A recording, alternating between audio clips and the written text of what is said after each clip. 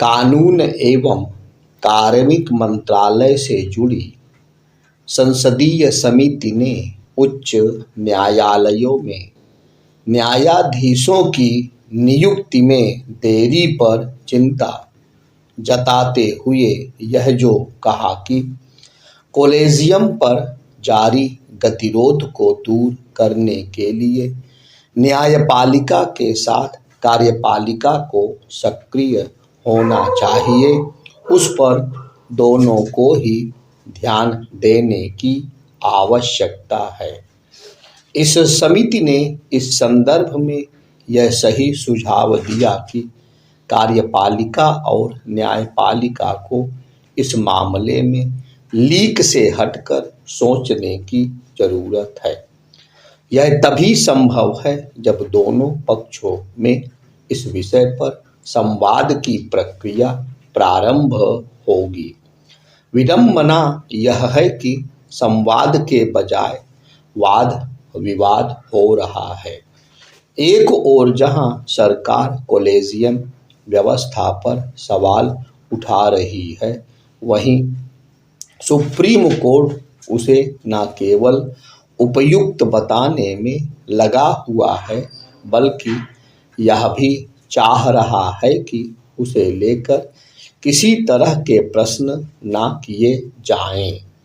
यह स्वीकार्य नहीं हो सकता और सुप्रीम कोर्ट के यह कहने के बाद भी नहीं हो सकता कि कॉलेजियम अब एक कानून है और सभी को उसका सम्मान करना होगा।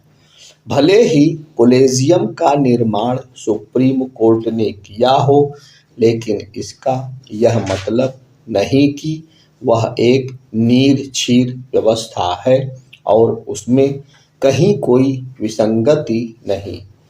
वास्तव में कॉलेजियम व्यवस्था में न केवल विसंगतियां हैं, बल्कि वह लोकतांत्रिक मूल्यों के अनुकूल भी नहीं। इसी कारण उसे लेकर सवाल उठते रहते हैं। सरकार की ओर से कॉलेजियम व्यवस्था को विसंगतिपूर्ण ठहराने और सुप्रीम कोर्ट की ओर से उसे सही करार देने से बात बनने वाली नहीं है। उचित यह होगा कि दोनों पक्ष इस पर विचार करें कि न्यायाधीशों की नियुक्ति की ऐसी कोई व्यवस्था बने जो ना तो पूरी तौर पर कार्यपालिका से संचालित हो और ना ही सुप्रीम कोर्ट से। यह व्यवस्था ऐसी होनी चाहिए जिससे उच्चतर न्यायपालिका के लिए यथासंभव योग्य एवं निष्पक्ष तरीके से कार्य करने वाले न्यायाधीशों की नियुक्ति संभव हो सके। न्यायिक नियुक्ति आयोग का गठन करके ऐसी ही व्यवस्था बनाने की कोशिश संविधान संशोधन विधेयक के जरिए की गई थी। सुप्रीम कोर्ट ने इस विधेयक को असंवैधानिक करार दिया। इसे लेकर आज भी सवाल उठते हैं और इसका कारण यह है कि सुप्रीम कोर्ट ने न्यायिक नियुक्ति आयोग की खामियों को दूर करने की कोई पहल करने के बजाय उसे सिरे से खारिज कर दिया। इससे न्यायाधीशों की नियुक्ति का अधिकार उनके पास ही बना रहा। उचित यह होगा कि सुप्रीम कोर्ट यह समझे कि कॉलेजियम व्यवस्था में बदलाव की आवश्यकता है। यह व्यवस्था पारदर्शिता की भी मांग करती है।